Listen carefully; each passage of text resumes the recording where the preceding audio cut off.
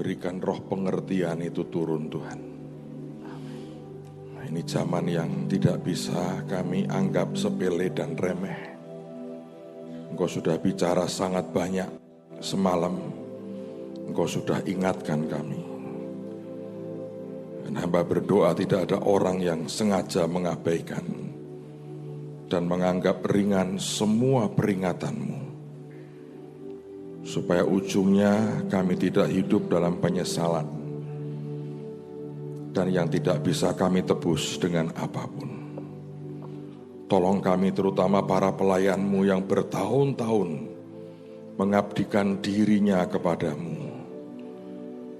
Tuhan beri anugerah. Kami didapati layak dan setia sampai akhir. Hidup kami tidak jadi biasa-biasa dan malah terikat dengan hal-hal yang di dunia ini. Terima kasih Tuhan. Bicara ya Tuhan malam ini. Ingatkan kami lagi, sadarkan kami lagi. Di dalam nama Tuhan Yesus. Semua percaya berkata, amin. Silakan duduk saudara. Saya mau tanya siapa yang tidak hadir pada Senin yang lalu? Boleh angkat tangan supaya saya pengen tahu aja. Oke, angkat tangan tinggi-tinggi. Baik. Saudara sekalian, sekarang mari kita lanjutkan. Nanti saya akan ulang sedikit 1-2 bagian. Selama 2 hari ini kita sedang bicara tentang kedatangan Tuhan yang kedua kali.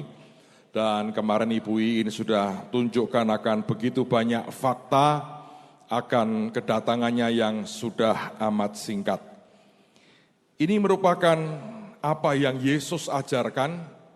Kalau saya mau jujur dengan saudara, dalam 2 hari ini, dari pagi sampai siang, sore, setiap kali saya berdoa menghadap Tuhan, ada pertanyaan sebetulnya diam-diam dalam hati itu saya ngomong dengan Tuhan. Tuhan sebetulnya berapa gelintir ya yang bisa terangkat pada waktu Engkau datang kedua kali. Karena saya nggak tahu kenapa saudara, hati saya hari-hari ini gelisah terus. Karena seperti Roh Kudus berkata, nak, ada banyak pelayanku tidak bisa diangkat. Dan itu Tuhan ngomong beberapa kali. Sehingga saya berdoa, Tuhan, tolongilah. Saya pribadi, saya sedang berjuang dengan Tuhan. Dan terus minta Tuhan tunjukkan apa yang dia masih nggak suka.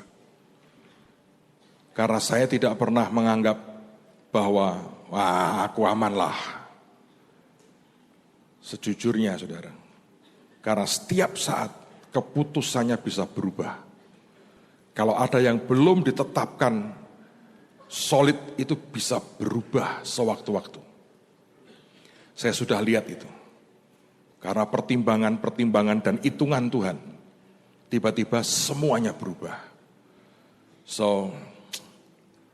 Saya berdoa, malam ini kita tanggapi serius lagi lah. Saya mau coba sampaikan apa yang tadi malam Tuhan bicara ke hati saya. Tapi hari ini saya ingin khususnya ini, lihat beberapa poin simple saja. Dan coba dipegang. Nanti kalau Tuhan izinkan di bulan Maret, seminar saya akan lanjutkan. Tapi saya berdoa, at least ada dasar buat semua kita.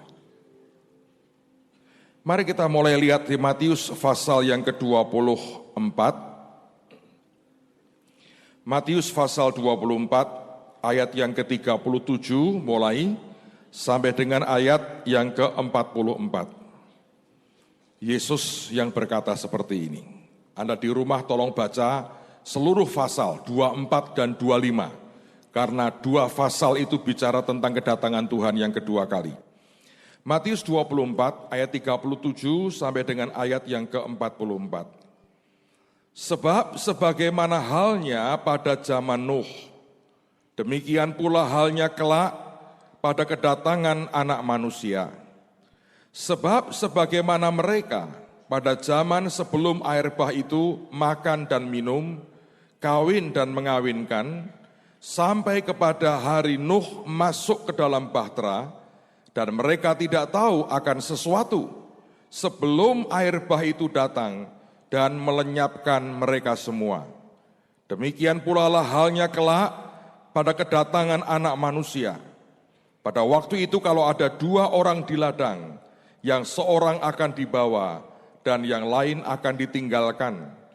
Kalau ada 2 orang perempuan sedang memutar batu kilangan, yang seorang akan dibawa dan yang lain akan ditinggalkan. Karena itu berjaga-jagalah, sebab kamu tidak tahu pada hari mana Tuhanmu datang. Tetapi ketahuilah ini, jika tuan rumah tahu pada waktu mana, pada malam hari pencuri akan datang, sudahlah pasti ia berjaga-jaga dan tidak akan membiarkan rumahnya dibongkar. Sebab itu hendaklah kamu juga siap sedia, karena Anak Manusia datang pada saat yang tidak kamu duga. Saudara, pada hari yang pertama kemarin, hari Senin, saya bicara sesuatu dan saya berkata, saya mau ulang sedikit. Ini bukan sebuah fakta solid yang dalam kebenarannya sudah 100%. Tapi ini masih berupa salah satu teori hasil daripada penyelidikan dan penelitian secara ilmiah. Minggu lalu kami diskusi sangat banyak di gereja dengan beberapa teman, oleh karena saya diberi satu input yang aneh sekali. Bahwa ternyata selama ini ada ilmuwan-ilmuwan, gabungan ilmuwan Turki dan ilmuwan dari Cina, meneliti tentang keberadaan dari bekas-bekas Bahtera Nuh yang ada di Gunung Ararat. Nah, pada waktu mereka sudah sampai ke sana, salah satu yang mereka teliti adalah mereka ingin ngerti sebenarnya kayu yang dipakai itu jenis kayu apa. Dan mereka berharap dengan mereka bisa menangkap ini kayu apa, mereka bisa ngerti dulu itu Nuh tinggalnya di mana. Nah, saudara, supaya Anda mengerti, zaman sebelum air bah, daratan tidak terbagi-bagi seperti sekarang. Semua daratan, semua benua itu dapat dikatakan jadi satu. Jadi nggak ada teluk, nggak ada apa dan sebagainya, nggak ada. Semua daratan ngumpul jadi satu. Sehingga jarak antara satu tempat dengan tempat yang lain tidak seperti sekarang. Ngerti ya? Setelah peristiwa air bah, maka lempengan-lempengan bumi ini mulai terjadi pergeseran, sebagian daripada daratan itu tetap terendam air. Nah, itulah yang membuat kemudian ada laut ini dan sebagainya, itu asalnya awalnya dari air bah di zaman Nuh. Para ilmuwan mengatakan sebelum peristiwa air bah, daratan itu ngumpul jadi satu. Nah, mengapa mereka ingin ngerti kayunya dari mana? Dengan demikian mereka bisa memperkirakan dulu itu Nuh tinggal di daerah mana. Lalu apa yang terjadi? Saya hanya baca artikelnya. Mereka mengumpulkan ratusan jenis kayu. Sebetulnya kalau dibaca di Alkitab dikatakan pakai kayu gofir, ya. Tapi gofir itu bukan hanya satu jenis kayu atau pohon. Tapi itu merupakan sebuah family, keluarga. Sehingga itu bisa banyak kemungkinannya. Nah, waktu mereka teliti, mereka datangkan dari seluruh dunia ratusan jenis kayu yang mereka pikir inilah kemungkinan yang akan dipakai. Kalau jenis kayu yang tidak terlalu kuat mereka abaikan, karena nggak mungkin itu. Nah, setelah mereka teliti, aneh sekali. Menurut para ilmuwan Cina dan Turki ini, mereka berkata ada satu jenis kayu yang mereka berkata kebenarannya mendekati 100% sama dengan yang dipakai oleh Nuh ketika membangun Bahtera ribuan tahun yang lalu. Dan yang hampir 100% cocok adalah kayu jati Jawa, saudara. Dan itu dia berkata hanya tumbuh di Jawa Tengah dan di Jawa Timur. Saya waktu dengar ini, saya bukan orang langsung percaya gitu ya, tapi saya menggunakan sebuah logika Alkitab. Tapi pada saat yang bersamaan saya diberitahu, Pak, di pinggir kota Semarang itu ada hutan lindung, luasnya 30 hektar lebih. Di situ katanya tumbuh jenis kayu jati yang sudah ratusan tahun. Lalu beberapa dari kami berangkat ke sana, dan waktu mereka masuk, itu untuk masuk harus minta izin khusus. Begitu mereka masuk ke sana, mereka menjumpai kayu jati yang diameternya lebih dari 8 meter, 5 meter, 6 meter. Dan itu katanya umurnya sudah ratusan tahun. Nah, apa yang saya gunakan tadi, saya berkata saya menggunakan logika Alkitab. Begini saudara, kalau Anda baca di Alkitab, maka saudara akan menjumpai bahwa setiap kali ada tempat atau saat waktu yang penting bagi Tuhan, maka biasanya tempat dan waktu itu akan mengalami yang namanya repetition, pengulangan. Nanti akan ada peristiwa lain lagi di tempat itu dan di waktu tertentu itu. Saya beri contoh misalnya, pada waktu Abraham disuruh mempersembahkan Ishak di Gunung Moria, di pegunungan Moria, maka di situ juga kemudian Daud membeli tanah milik Arauna, di situ juga Salomo membangun akan bait Allah, di situ juga sebetulnya yang dikenal hari ini dengan nama Golgota, Yesus mati untuk kita semua. Apa yang pernah digambarkan lewat pengorbanan Ishak, penggenapannya oleh Tuhan Yesus di tempat yang kurang lebih sama. Nah, kalau Anda membaca Alkitab, itu selalu terjadi akan pengulangan di tempat-tempat yang menurut Tuhan ini penting, itu selalu akan terjadi seperti itu. Maka demikian juga dengan misalnya ketika Tuhan memerintahkan sekian tanggal sebagai tanggal untuk orang Yahudi merayakan sesuatu. Maka tanggal-tanggal penting itu oleh Yesus sebetulnya sebagian besar tergenapi. Kenapa dia harus mati pada waktu menjelang Paskah dan kemudian bangkit pada hari yang ketiga? Karena dia menggenapi sebagai anak domba Allah. Mengapa sebetulnya Roh Kudus dicurahkan tepat hari raya Pentakosta? Karena dengan pekerjaan roh ada panen besar, harvest yang luar biasa. Nah, itu selalu merupakan sebuah logika Alkitab. Jadi ketika saya membaca sebuah teori seperti itu, maka saya berkata begini, berdasarkan teori seperti itu, besar kemungkinan Nuh itu dulu membangun bahteranya di Pulau Jawa. Tapi maaf, bukan di Jakarta. Karena Anda tidak punya pohon jati. Lalu kemudian saya berkata begini, mengapa 10 tahun yang lalu Tuhan perintahkan kita membuat pelayanan bahtera? Dan mengapa sekian tahun yang lalu Tuhan beri kami Holy Stadium? Kalau Anda balik, semua orang berkata, itu bahtera. Aneh kan saudara? Jadi apa Pak sebetulnya yang mau disampaikan? Saya masih ingat pada waktu kami mendoakan pembangunan Holy Stadium. Ibu Nani datang mendoakan dengan timnya. Dan dia menyampaikan pesan Tuhan. Tempat ini akan dibangun, dipakai hanya sebentar saja. Dan kemudian Tuhan akan datang menjemput kita. Saudara, kemarin saudara sudah mendengar akan segala macam pemaparan yang mau berkata bahwa waktunya sudah dekat. Nuh membangun bahtera butuh 120 tahun. Kalau kita pakai logika Alkitab dengan angka yang sama, sebetulnya bahtera ini sekarang masuk tahun ke-10. Maka bahtera nanti di tahun 2017 atau awal 2018 itu akan genap 12 tahun. Ibu Iin kemarin mengatakan, orang-orang pinter mengatakan doomsday, hari kiamat, bukan karena Tuhan datang, mereka nggak percaya loh. Mereka melihat akan berbagai faktor dan mereka berkata kurang 3 menit. Kalau logika itu dipakai, kita kerja 12 tahun, berarti ada waktu tersisa tinggal 3 tahun. Setelah itu apa yang terjadi, saya tidak tahu.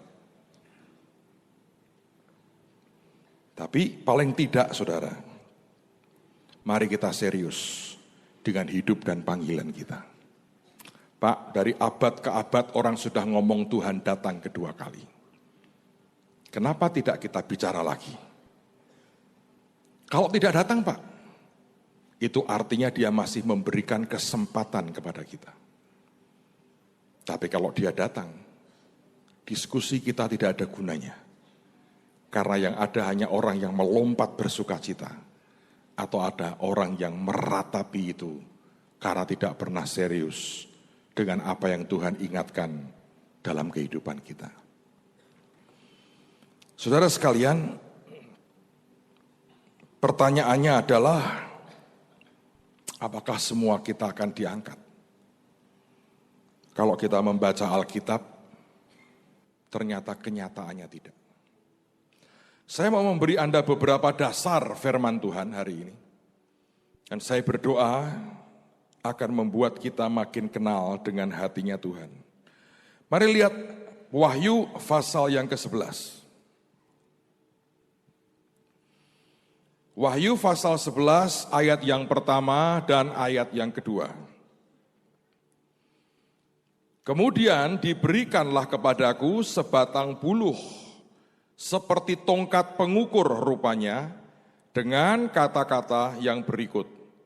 Bangunlah dan ukurlah bait suci Allah dan mezbah dan mereka yang beribadah di dalamnya.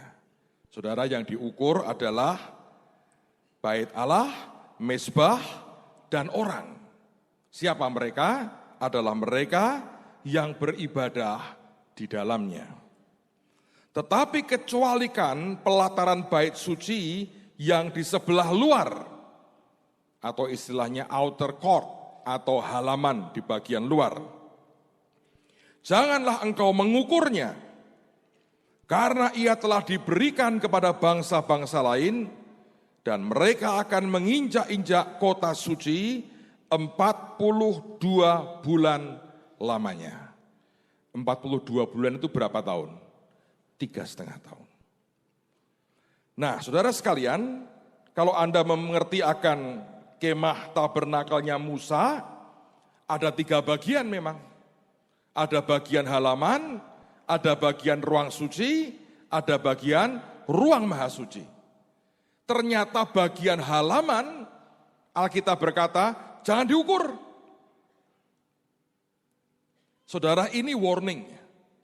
Kalau dalam hidupmu Tuhan sudah berhenti memperingatkan saudara, kalau dalam hidupmu Tuhan sudah diam, tidak pernah menemplak saudara, jangan berpikir bahwa Anda itu aman. Karena setiap kali ukuran diberikan, kita dapat skornya. Dan skor itu akan menentukan sebetulnya kelak seperti apa. Kalau Anda pernah sekolah dan pernah kuliah, ada siswa dan mahasiswa-mahasiswi yang dosennya berkata begini, masuk ya syukur, enggak masuk ya terserah. Sudah tidak ada surat teguran, tidak ada pendekatan apapun yang berkata silahkanlah semau-maunya. Toh tidak akan lulus juga. Untuk apa diurus? Dan ternyata dalam kitab Wahyu ada bagian yang Tuhan berkata, jangan dihitung. Terus diapain? Biarkan. Itu akan diinjak-injak. Dan waktunya jelas, 42 bulan atau 3,5 tahun. Maka saya percaya ini menggambarkan sebuah masa aniaya. Dan akhir-akhir ini saya mendengar ada banyak orang yang diberi mimpi Tuhan, apa yang bakal terjadi. Dan semua mereka berkata terlalu mengerikan kalau kita harus ada di tengah-tengahnya. Saudara, saya berdoa, hari ini Tuhan akan bicara sesuatu dalam hidupmu. Dan saya sungguh minta Tuhan memberikan roh pengertian kepada kita. Sebab kalau kita tidak melakukan seperti yang Dia mau, dan tidak kita pedulikan akan apa yang sebenarnya jadi warningnya, akan mengerikan sekali. Saya tidak akan baca seluruh bagiannya, tapi malam hari ini saya mau batasi dengan beberapa poin saja. Karena kalau terlalu banyak, Anda juga tidak bisa nangkap dengan utuh untuk apa. Tapi saya mau sampaikan paling tidak 2 poin utama hari ini, tolong perhatikan. Karena ini sesuatu yang sangat-sangat mendasar sekali. Pak, apa sebetulnya rahasia untuk diangkat? Mari kita lihat Matius 25. Saya baca ayat yang pertama sampai dengan ayat yang ke-13. Ini merupakan cerita yang sudah sangat terkenal sekali. Pada waktu itu hal kerajaan surga seumpama 10 gadis yang mengambil pelitanya dan pergi menyongsong mempelai laki-laki. 5 di antaranya bodoh dan 5 bijaksana. Gadis-gadis yang bodoh itu membawa pelitanya, tetapi tidak membawa minyak. Sedangkan gadis-gadis yang bijaksana itu membawa pelitanya dan juga minyak dalam buli-buli mereka. Tetapi karena mempelai itu lama tidak datang-datang juga, mengantuklah mereka semua lalu tertidur. Pada tengah malam terdengarlah suara orang berseru, "Mempelai datang, songsonglah dia." Gadis-gadis itu pun bangun semuanya, lalu membereskan pelita mereka. Gadis-gadis yang bodoh berkata kepada gadis-gadis yang bijaksana, "Berikanlah kami sedikit dari minyakmu itu, sebab pelita kami hampir padam." Tetapi jawab gadis-gadis yang bijaksana itu, "Tidak, nanti tidak cukup untuk kami dan untuk kamu. Lebih baik kamu pergi kepada penjual minyak dan beli di situ." Akan tetapi waktu mereka sedang pergi untuk membelinya, datanglah mempelai itu, dan mereka yang telah siap sedia masuk bersama-sama dengan dia ke ruang perjamuan kawin. Lalu pintu ditutup. Kemudian datang juga gadis-gadis yang lain itu dan berkata, "Tuan, Tuan, bukakanlah kami pintu." Tetapi ia menjawab, "Aku berkata kepadamu, sesungguhnya aku tidak mengenal kamu. Karena itu berjaga-jagalah, sebab kamu tidak tahu akan hari maupun akan saatnya." Saya bergumul lama bertahun-tahun akan ayat ini, saudara. Karena pertama kali saya mendengar khotbah akhir zaman, cerita tentang gadis yang bodoh dan yang bijaksana ini, penjelasannya simple. Pada waktu itu ada hamba Tuhan berkata, yang membuat mereka bisa menyambut mempelai atau diangkat adalah apa? Oh, kalau mereka punya minyak. Lalu kemudian saya diajari, minyak itu apa? Roh Kudus. Jadi kalau Anda punya Roh Kudus, Anda pasti diangkat. Karena itu harus bagaimana? Anda harus penuh dengan Roh Kudus. Betul enggak, saudara? Ada betulnya. Tapi yang mengganggu hati saya adalah, mana mungkin kita bisa beli Roh Kudus? Ayo. Kalau betul minyak itu menggambarkan Roh Kudus, kan gadis yang bodoh itu pergi membeli minyak. Mungkinkah kita beli Roh Kudus? Beli di mana? Dan ini mengganggu hati saya cukup lama. Saya bilang, Tuhan, bagaimana aku bisa mengerti aku ini bodoh atau bijaksana sebetulnya? Dan minyak ini bicara apa? Sampai satu kali, saudara, saya seperti rasakan hadirat Tuhan itu, kalau Anda sungguh kejar, ingin kenal, ingin ngerti, di sebuah titik Tuhan akan menghampiri hidupmu. Cuman sejujurnya nih saya berkata, yang ingin ngerti itu langka. Langka. Seperti nggak peduli kok. Oh, bagian saya kan ushers, bukan pengkhotbah, Pak. Pokoknya saya harus tampil serapi mungkin, senyum sebaik mungkin, kan begitu. Oh, kalau saya bagian makanan, Pak, hospitality, Asal saya berikan makanan yang oke, selesai kan? Tapi Anda tidak pengen tahu kan sebetulnya. Dan satu kali ketika Tuhan menghampiri saya, tiba-tiba dia berkata begini, nak, kenapa engkau fokus kepada minyaknya? Karena sebetulnya yang membuat seseorang itu bisa layak ikut menyambut, mempelai itu bukan minyaknya, tapi apinya. Apanya? Apinya. Pelitanya nyala. Dan Tuhan berkata, tahukah itu? Sebetulnya itu adalah passionmu dan cinta mula-mulamu kepada Tuhan. Dan Tuhan berkata, itu sebagian besar anak-anakku sudah tidak punya lagi. Bagaimana ngukurnya? Sederhana. Yang engkau gumuli, engkau cari setiap hari itu apa? Saya seorang gembala. Saya bisa setiap hari saya khotbah. Tapi passion saya bukan ke Tuhan bisa. Passion saya adalah mungkin ingin jemaat tambah gede. Itu enggak boleh, Pak. Ya boleh. Tapi kalau passion saya kepada manusia, kepada gedung, ada hamba Tuhan yang mengejar target, kas gereja harus sekian miliar. Passionmu di mana? Dan ternyata yang namanya orang kehilangan kasih mula-mula ini luar biasa jumlahnya, saudara. Banyak sekali.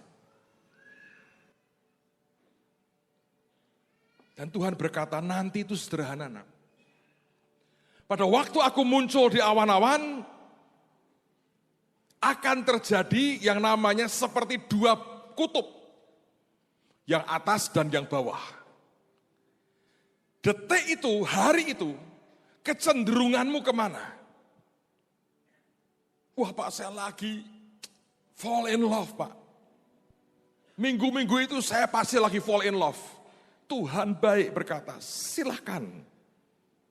Tanpa dia berkata-kata, itu akan langsung, Anda akan kesedot kemana? Magnet mana yang akan mengontrol hidupmu? Apakah Anda akan ke atas atau Anda akan tetap di bawah? Passionmu ke Tuhan, kalau itu Anda miliki, geloramu ke Tuhan kalau Anda miliki, itu akan dahsyat. Tadi pagi saya kontak itu, ibu menantu itu.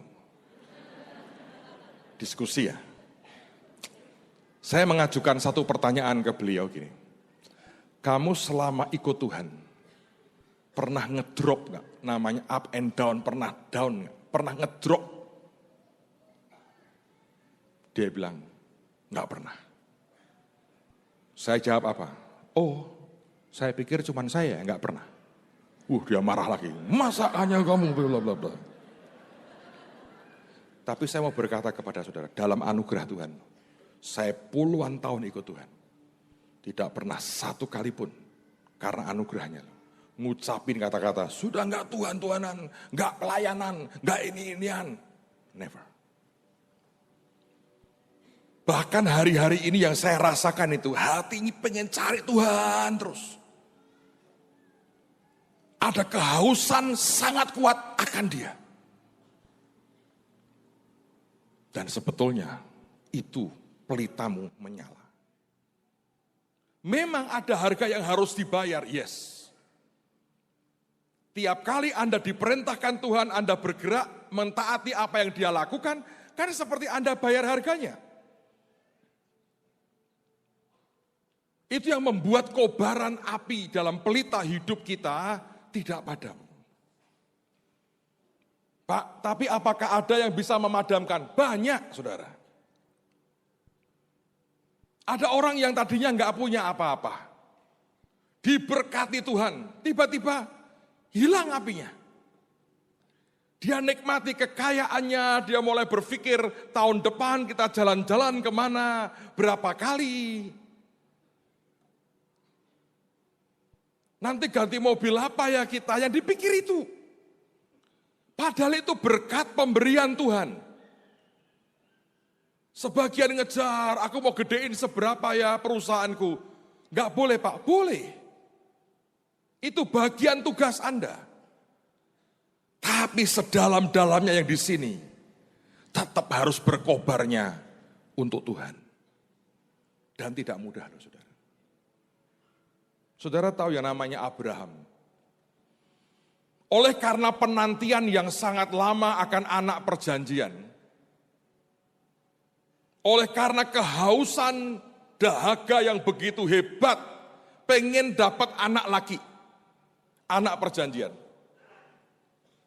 Saudara, kalau Anda lihat Abraham 2 kali, sebetulnya Tuhan memisahkan batinnya dengan anak-anaknya.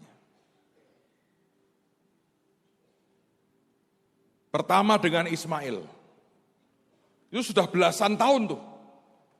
Ketika Sarah berkata usir dia, Alkitab berkata Abraham sebel hatinya.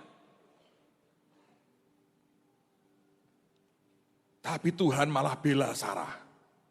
Dengerin dia. Sampai ada orang berkata Abraham ini ternyata takut sama istrinya. Sebetulnya karena Tuhan berkata kamu dengerin Sarah.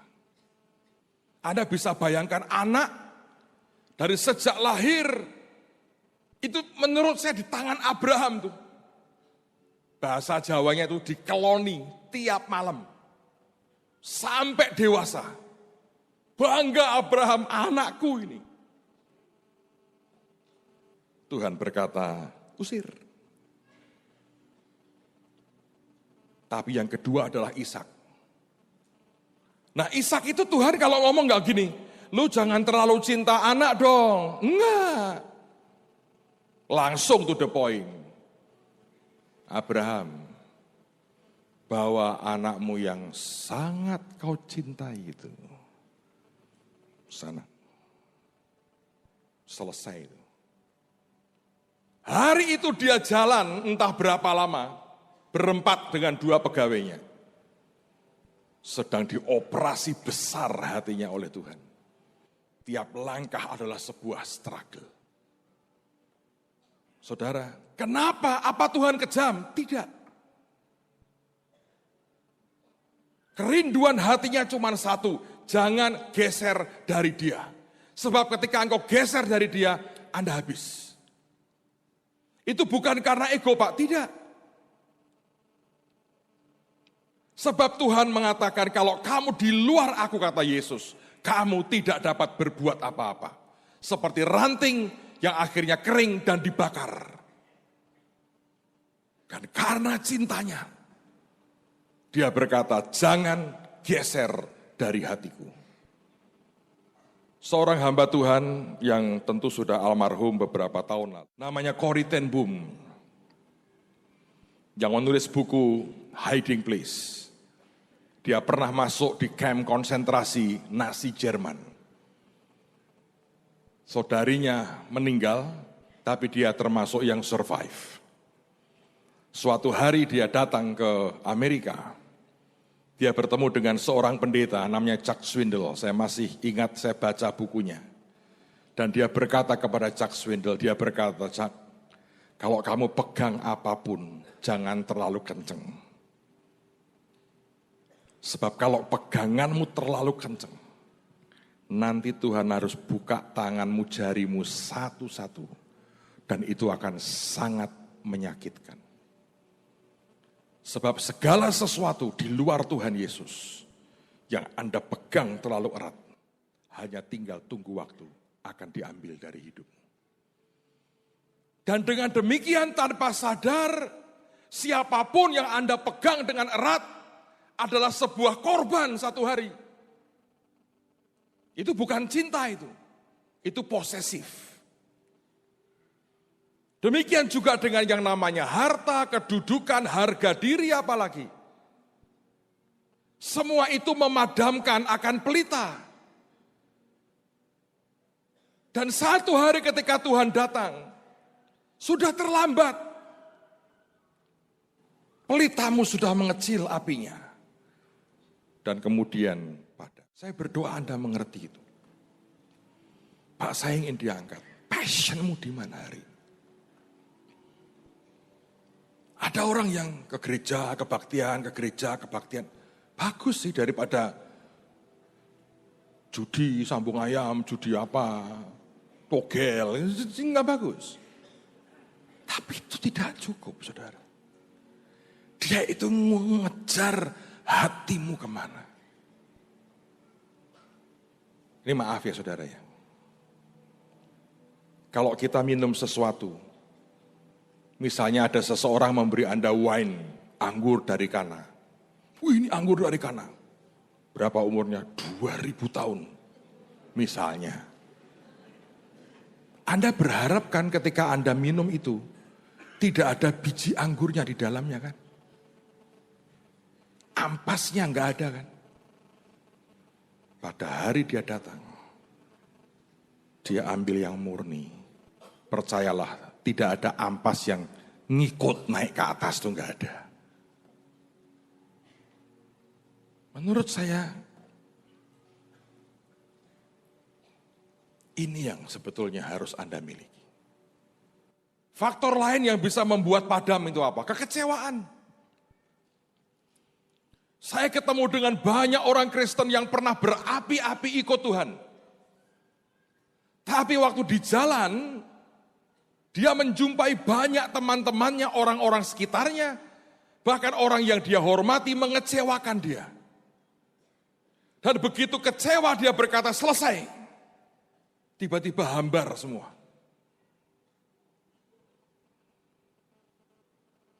Atau saya pernah ketemu dengan orang-orang ketika dia masih muda, belum menikah, dia itu on fire bagi Tuhan. Dia bisa tiap malam tidur di gereja, menyiapkan KKR ini, KKR itu, ingin jiwa-jiwa diselamatkan. Begitu punya pacar, dan kuliah hampir selesai. Yang dipikirkan pasti berbeda, menyiapkan masa depan. Sejak itu, padam. Saya enggak minta Anda berhenti kuliah dan jangan cari teman hidup, enggak. Tanggal 7 nanti ada itu di Cideng. Yang belum punya pacar, tolong datang ke sana. Tapi yang saya mau berkata buat saudara adalah begini.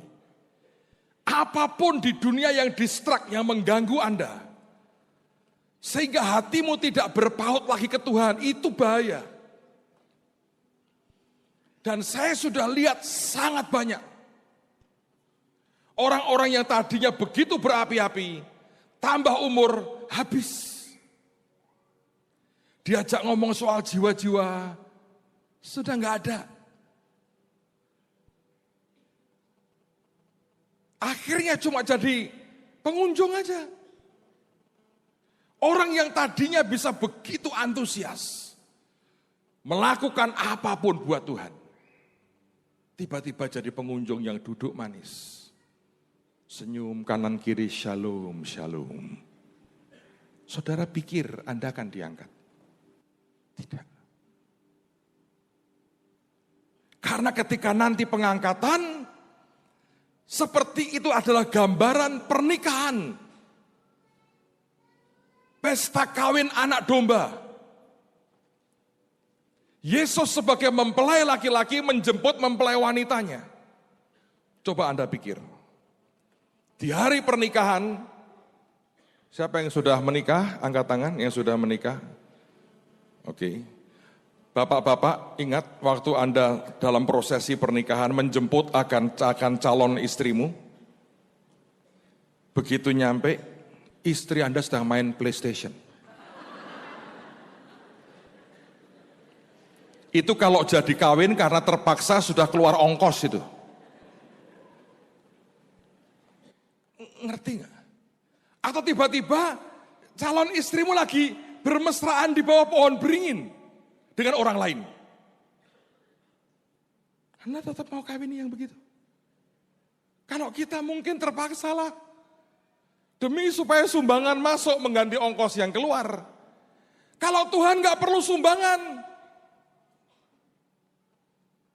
Coba Anda pikir. Itu kan gambarannya adalah pesta kawin anak domba. Dan di surga nanti tidak ada perceraian. Oh kamu nyebelin, buang ke neraka. Nggak ada itu. Dia akan menyambut mereka yang begitu passionate, penuh dengan gairah cintanya ke Tuhan. Dan waktu itu ketemu Tuhan, yes. Nah itu hati begitu itu saudara, langka. Karena itu saya bilang Tuhan, bagaimana ini ya? Berapa gelintir yang survive. Makanya Benny nulis buku itu. Apa yang harus Anda lakukan kalau Anda tertinggal rapture? Yang Anda pengen baca itu kemarin. Tapi saya pikir ya, saya berdoa Tuhan. Saya mungkin kalau ya orang saya nggak kenal, saya lagi merenung dengan semua orang yang selama ini bertahun-tahun melayani Tuhan. Masih ada passionnya tidak? Sekedar rutinitas dan kewajiban dengan beban yang sangat banyak.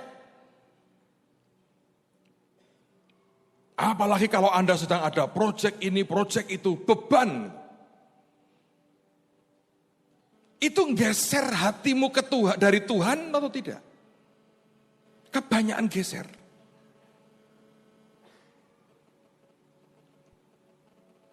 Dan itu yang sebetulnya Tuhan berkata, pelitanya sudah tidak menyala lagi.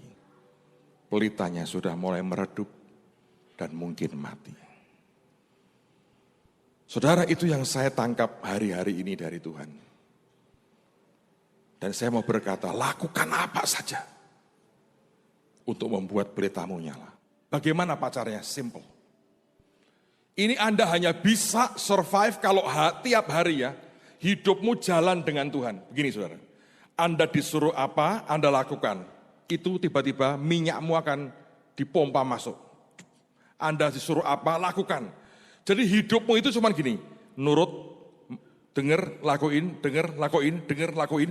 Tiba-tiba Anda berkata gini, wow, gede dalamnya. Tapi kalau diam, percayalah saudara, Anda akan tertarik dengan yang lain, itu pasti. Karena makin lama makin meredup.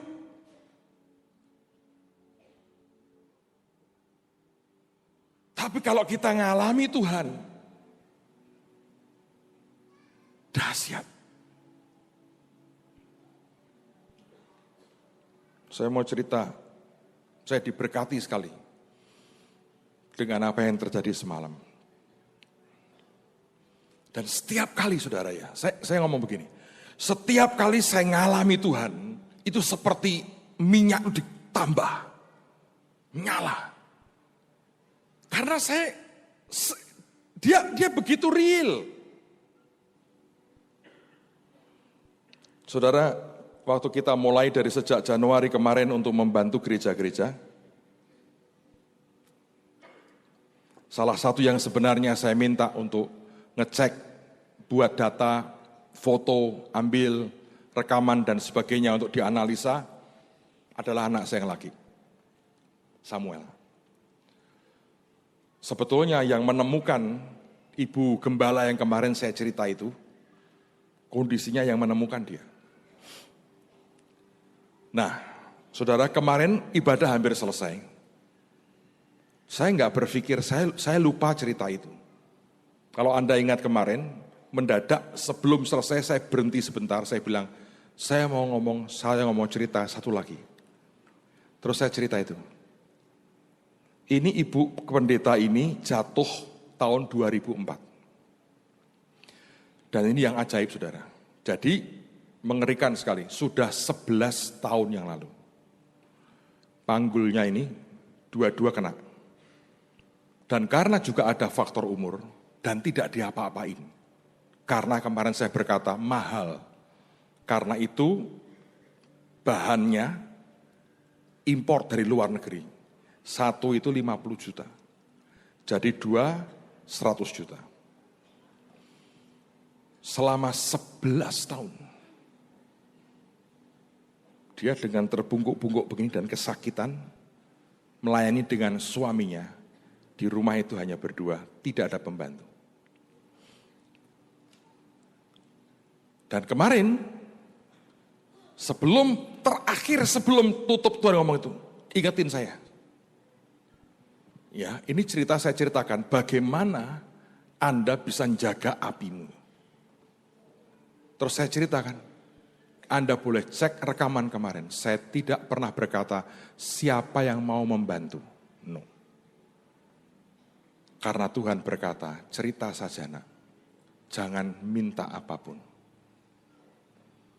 Saudara, begitu acara semua selesai.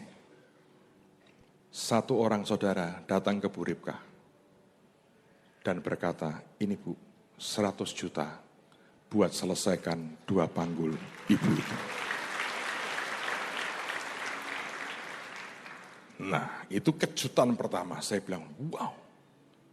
Coba bayangin saudara, penantian 11 tahun. Ini contoh kalau Anda diberkati, seperti apa engkau harus bertindak. Anda tahu nggak? Itu sebuah mujizat sedang terjadi. Malam itu, saya beritahu anak saya, Sam, ajaib. Ini ada yang sudah memberkati. Saudara, dia Bibi saya bilang, puji Tuhan Bi. Sebetulnya aku hari ini khusus berdoa buat ibu pendeta ini. Anak saya ini sebetulnya punya hati yang soft banget. Jadi ngomong gini, tadi malam ngomong gini. Aku ini sampai ngomong dengan Tuhan, seperti orang cerita, aku curhat dengan Tuhan. Dia bilang, aku bilang Tuhan, apa engkau tidak mau memberkati itu, ibu pendeta ini? Aku tahu ini mahal, 100 juta. Apa engkau tidak ingin memberkati itu Tuhan, supaya dia bisa jalan lagi dan melayani? Begitu dia dengar ini, luar biasa. Saya beritahu Anda hal yang ajaib lagi. Hari ini dibawa ke tempat, kami ada teman, familinya Bu Ripka, dokter lulusan Jerman, praktek di Indonesia. Dia periksa semua, dia bilang oke, saya akan pesankan nanti Maret awal baru dikerjakan. Dan ini dokter Timotius namanya, ngomong begini.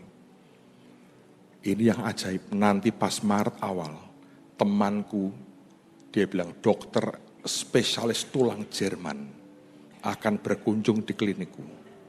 Nanti yang operasi bukan aku, dokter dari Jerman yang operasi.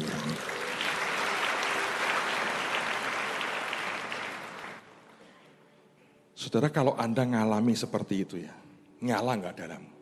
Nyala. Nyala. Hati ini bisa bilang, Tuhan, Engkau begitu hidup. Nyala. Tapi kalau setiap ada kesempatan apapun Tuhan bicara Anda abaikan, memang mungkin hatimu tidak ke Tuhan. Kita masih dalam taraf hidup keagamaan. Nah, bagian luar itu dari tabernakel, itu bagian semua orang boleh datang ke sana. Tempat itulah di mana korban lembu disembelih, ramenya luar biasa. Tapi yang dijagai Tuhan, tempat di mana kemuliaannya itu ada. Ruang kudus dan ruang maha kudus.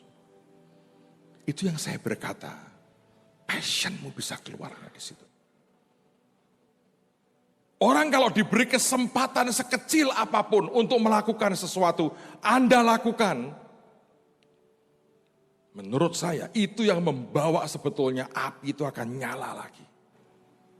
Nyala.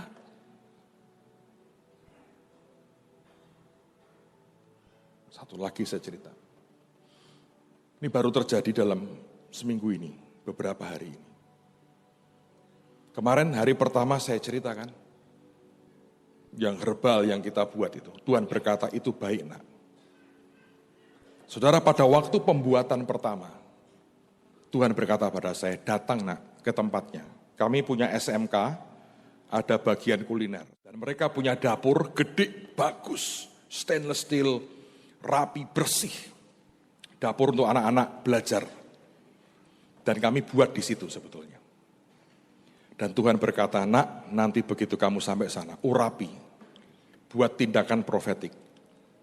Supaya aku mengurapi barang ini, jadi alat kesembuhan yang dahsyat. Wah, tidak gampang.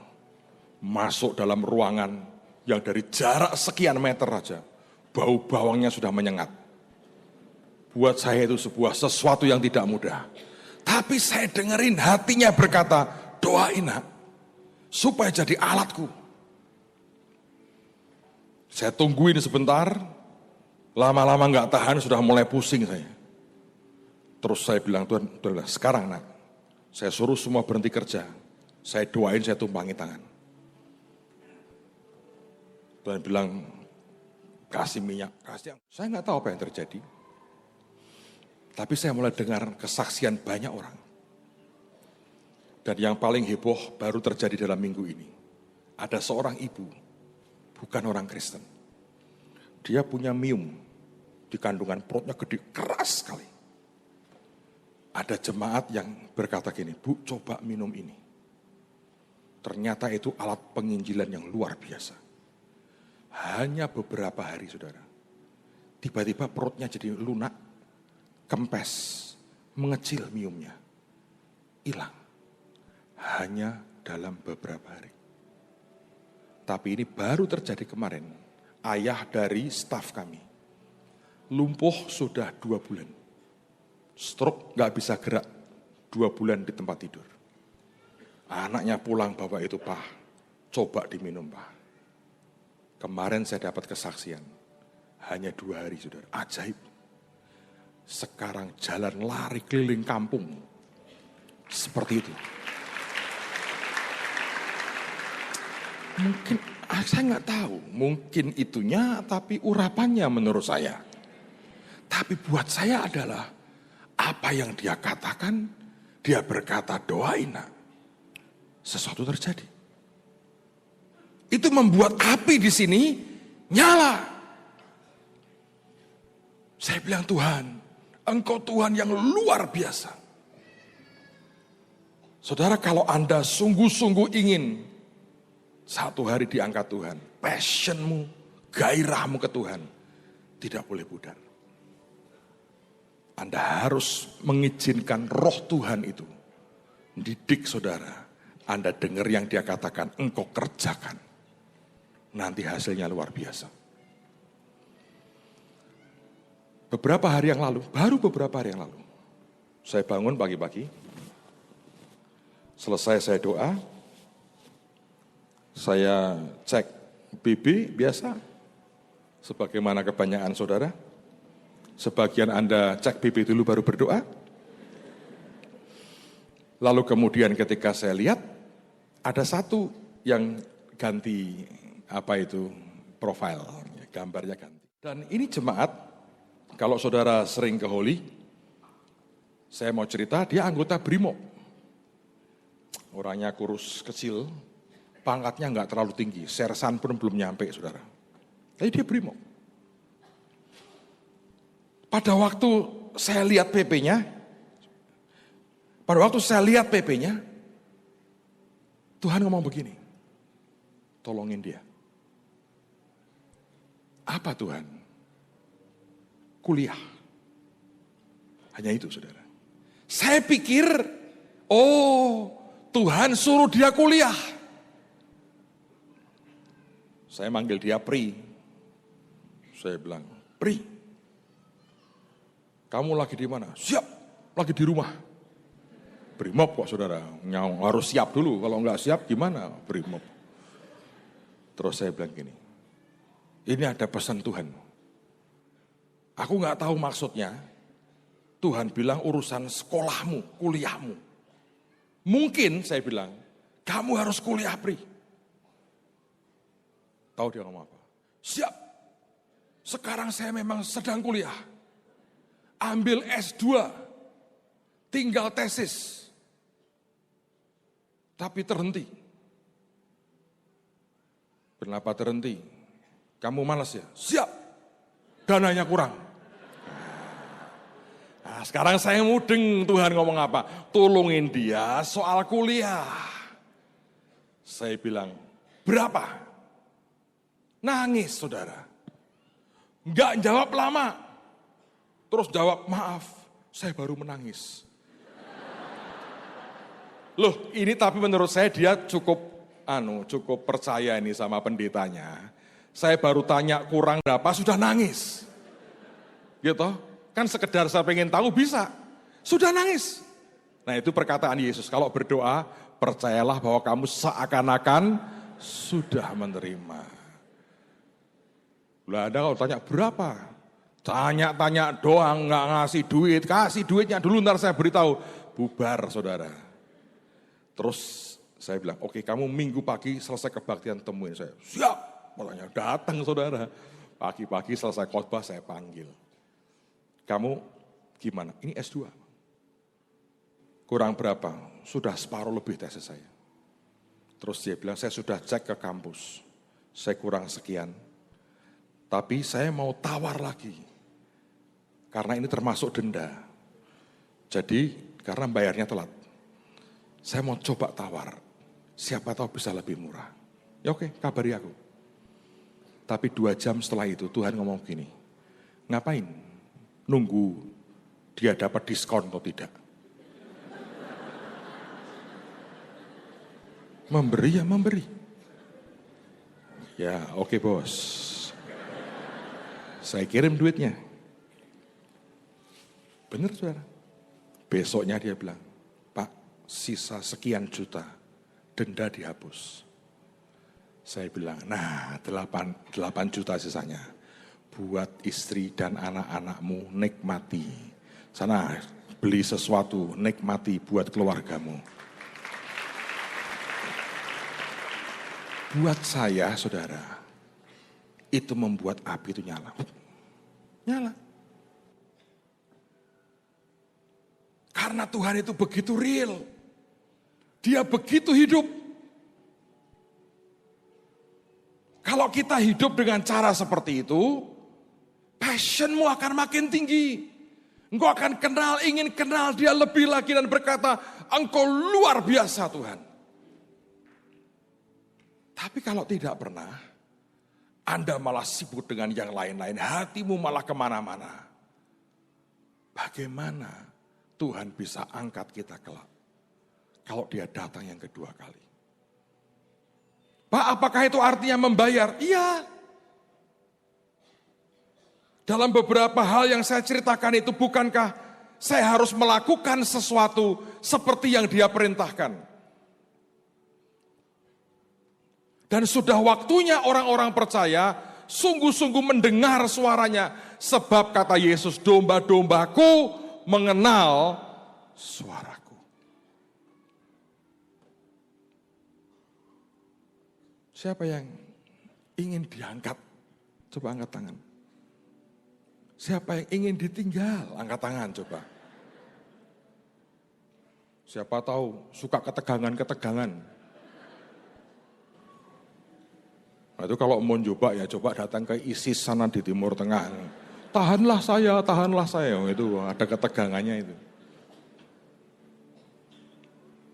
Sebetulnya hati Tuhan tidak ingin tinggal satupun di antara Anda. Tapi dia akan mempelai pria. Ini maaf nih. Kalau dia jemput mempelai perempuannya lagi main gila. Ya maaf toh. Masa Tuhan nungguin kamu puas-puasin dulu ya. Ya enggak ada toh. Oh dengan siapa Pak saya main gila? Bisa dengan hartamu. Bisa dengan harga dirimu. Bisa dengan kedaginganmu. Bisa dengan keduniawianmu. Bisa even dengan orang lain. Passionmu di mana? Nanti itu dengan sendirinya. Seperti kata Alkitab, kambing dan domba itu bukan lu kambing, lu domba, enggak, itu misah sendiri itu. Nanti juga sama.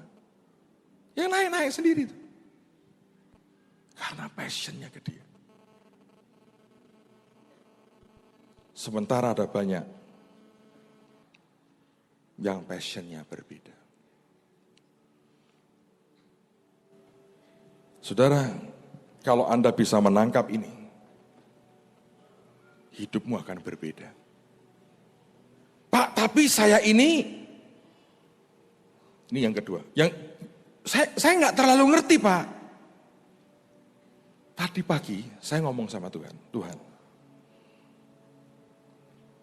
kan nggak semua orang bisa cepat.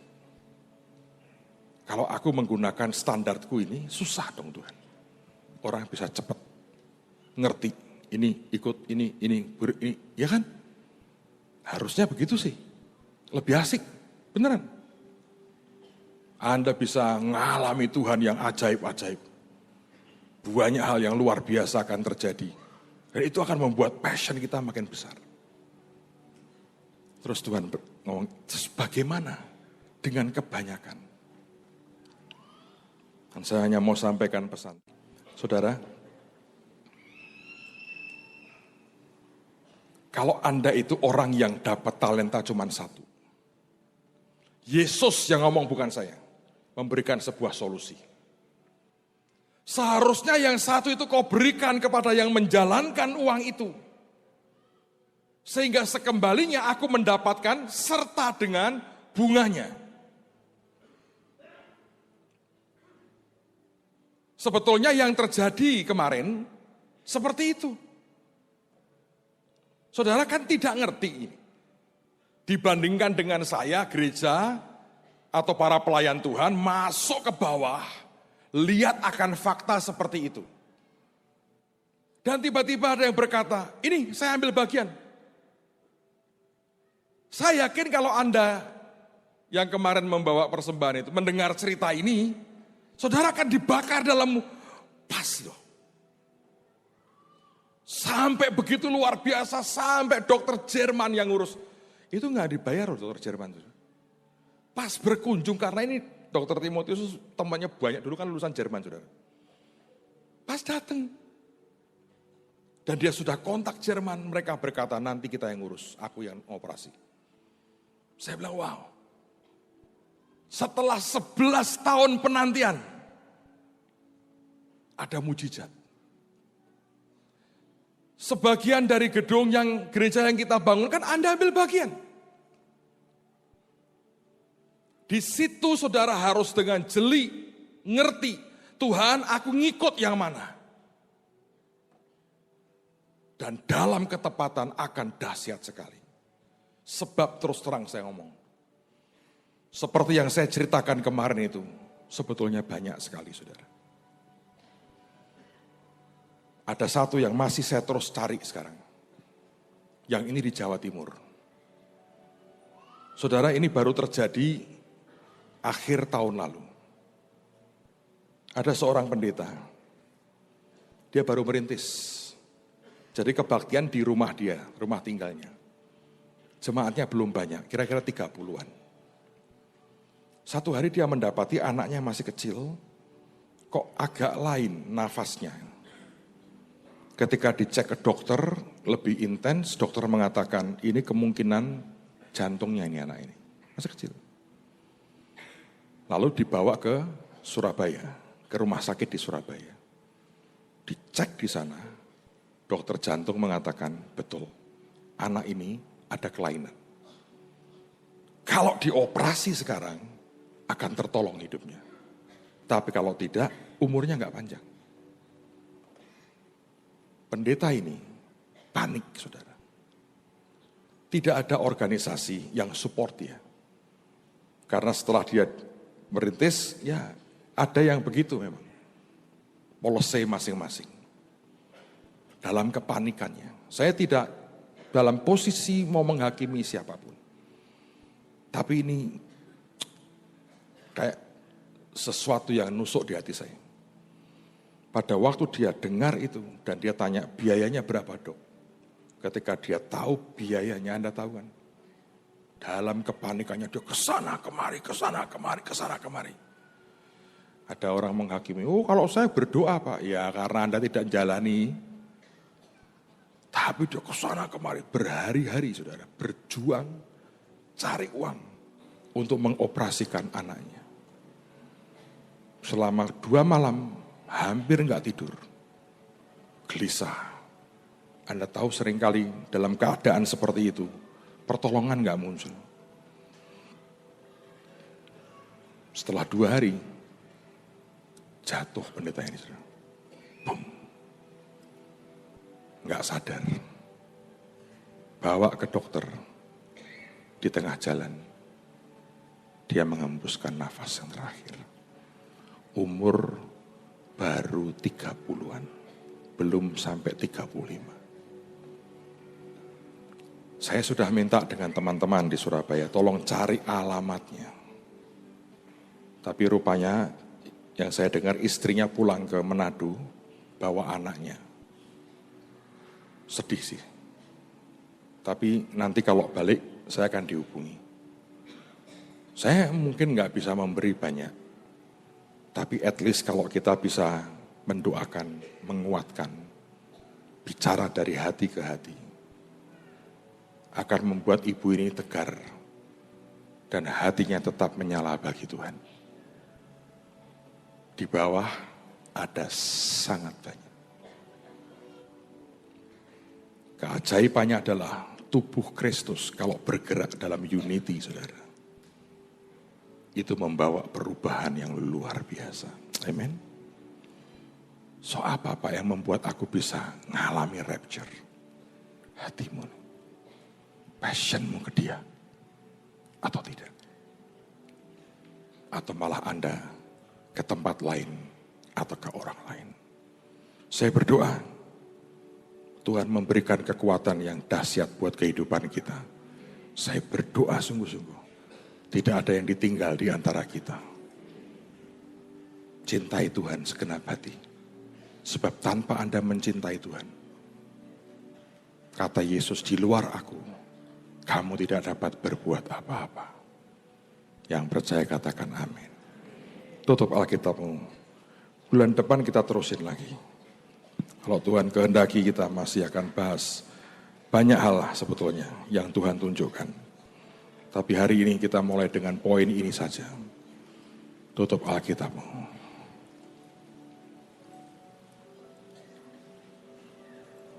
Terima kasih Tuhan. Terima kasih Tuhan Yesus. Terima kasih Tuhan. Tolongi kami punya hati yang terus melekat hanya kepadamu Tuhan. Ya Tuhan, ya Tuhan. Tolongi kami Tuhan.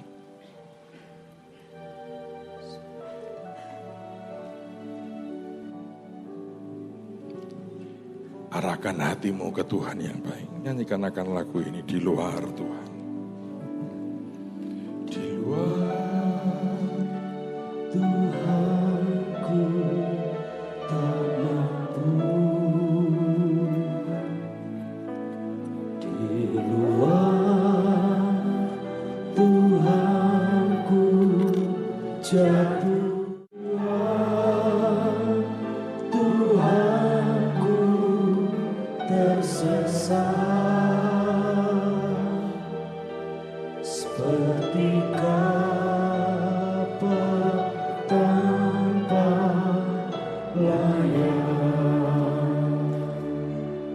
Beberapa bulan yang lalu, ketua sinode kami, pendeta saya, khotbah di Holy Stadium. Bagian dari khotbahnya, beliau cerita sebuah pengalaman yang dia alami. Dia lagi naik mobil dengan salah seorang asistennya. Dan di satu kota kecil, traffic light-nya menunjukkan lampu merah, dan kemudian mobilnya berhenti. Waktu mobilnya berhenti, ada 2 pemuda pakai gitar, ngamen. Dan mereka mendekat ke arah mobil Pak Pendeta ini sambil main gitar, mereka ngamen. Lalu Pak Pendeta berkata, kasihlah uang untuk pengamen itu. Dikasih uang, mereka bilang terima kasih, lalu mereka pergi ke mobil yang lain, ngamen. Lalu Pak Pendeta Adi ini tanya dengan asistennya, menurutmu salahnya di mana orang ini? Kok bisa jadi pengamen? Lalu kemudian anak muda ini berkata, mungkin karena dia belum kenal Tuhan Yesus. Pak Adi berkata, itu banyak itu sekarang pengamen-pengamen Kristen, lagunya lagu-lagu rohani. Lagu Bahtera belum pernah dengar saya. Lagu rohani. Enggak mesti dong. Itu kan juga Kristen mungkin. Mungkin dia kurang beriman. Dari mana kamu tahu dia beriman atau tidak? Kamu enggak kenal dia kan? Oh mungkin dia kurang tekun. Pak Adi bilang, kamu kok punya bakat menghakimi ya? Belum tahu orangnya sudah berkata dia kurang tekun. Semua jawaban dimentahkan, saudara. Sampai akhirnya yang jawab ini malas, menyerah. Dan berkata, Pak, di mana salahnya dia kok bisa jadi pengamen? Lalu Pak Adi dengan tenang berkata, salahnya adalah dia tidak kenal saya. Lalu kemudian dia bilang, kok bisa Pak? Kalau dia teman saya, tidak akan kubiarkan dia jadi pengamen. Aku akan injili dia sampai terima Yesus. Dengan bakat nyanyinya aku akan taruh di sebuah gereja. Nyanyi buat Tuhan. Nanti kalau ada panggilan aku sekolahkan sekolah Alkitab. Biar jadi hamba Tuhan yang dipakai Tuhan. Tapi tidak ngamen. Itu kalau dia kenal dengan saya. Salahnya tidak kenal dengan saya, katanya. Saudara, pada waktu lelucon ini disampaikan, banyak orang ya tertawa, sebagian gak mudeng seperti Anda ini ngomong apa. Tapi buat saya menangkap sesuatu. Saya menangkap sebuah kata tanggung jawab. Kepada siapa tangan kita cukup panjang untuk bisa menjangkaunya, itulah sebuah tanggung jawab. Apapun yang kemudian kita bisa dengar dan tangan kita masih bisa menjangkaunya, itulah tanggung jawab. Anak saya cerita soal ibu pendeta yang hampir lumpuh. Dan saya berkata, tanganku bisa sampai ke sana. Bagian anak saya berdoa, bagian saya cerita, ada Tuhan gerakkan saudara untuk selesaikan. Bukankah itu sebuah keajaiban? Dan itu namanya tanggung jawab. Saya berdoa Anda mengerti itu. Dan itu hanya bisa kalau passionmu kuat ke dia. Yang percaya katakan amin. Saya ingin berdoa buat saudara, angkat tanganmu di hadapan Tuhan. Sungguh Tuhan, Kau mengerti hatiku yang sedalam-dalamnya. Ingin melihat semua anak-anak-Mu ini diangkat Tuhan. Berikan Tuhan. Roh Kudus tolong, entah bagaimana caranya. Engkau yang paling ngerti hati kami. Meteraikan apa yang kami terima 3 hari ini Tuhan. Bulan depan lanjutkan, buat kami sadar zaman seperti apa di mana kami hidup hari ini. Dan malam ini terima penyembahan kami dengan harta ini. Biar dipakai juga memberkati makin banyak hamba-hambamu. Makin banyak jiwa-jiwa. Dan makin banyak orang mencapai destiny mereka. Kami mungkin hanya punya 1 talenta Tuhan. Tapi kami mau berkata ini bagian kami Tuhan. Supaya Engkau terima pelipat gandaannya untuk kemuliaan nama-Mu. Bagian daripada responsibilities.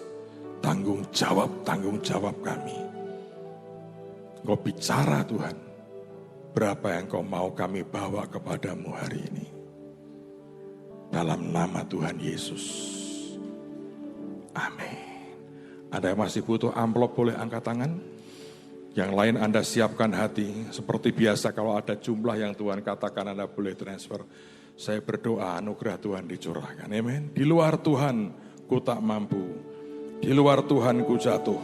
Tolong jangan pulang dulu sebelum kita mendoakan persembahan saudara, supaya berkenan di hadapan Tuhan dan jadi blessing yang ajaib. Di luar seperti kapal tanpa layar,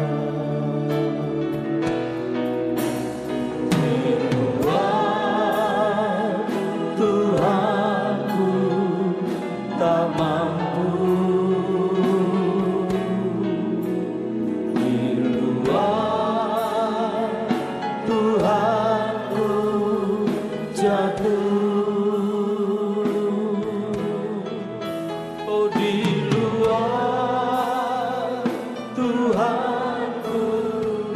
Tersesat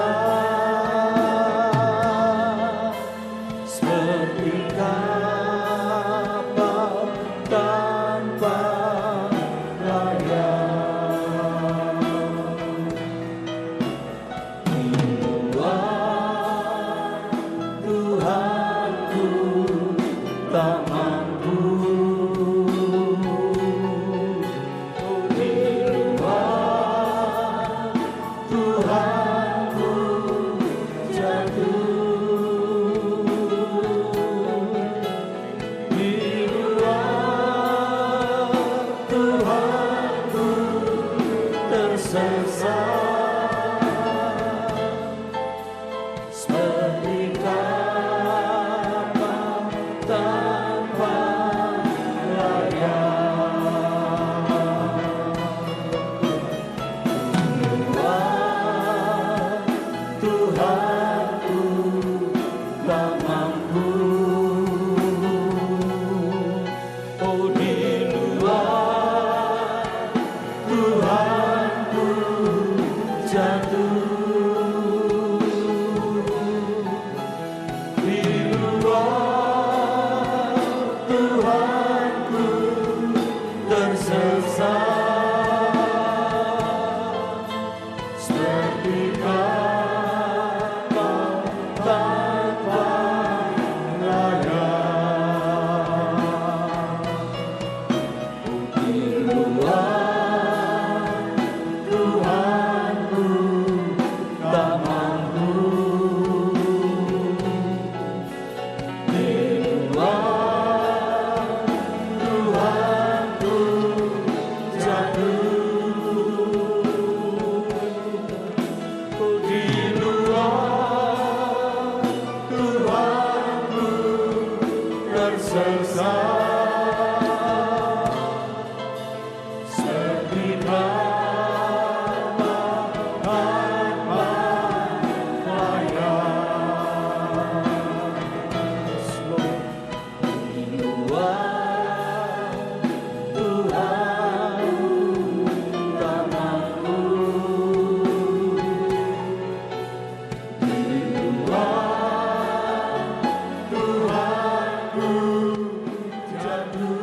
Mari kita bangkit berdiri. Oh, di luar Tuhanku tersesat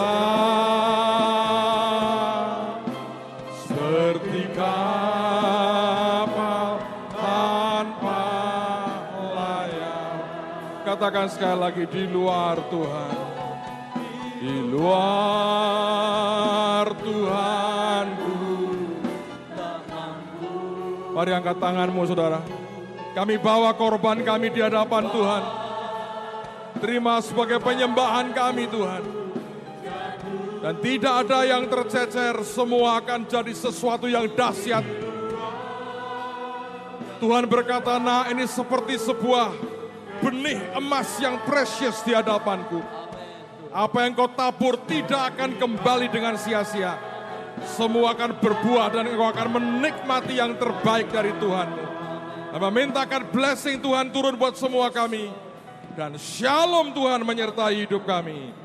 Kami berikan segala kemuliaan hanya bagi Yesus Tuhan kami. Karena semua asalnya daripadamu ya Tuhan. Di dalam nama Tuhan Yesus yang diberkati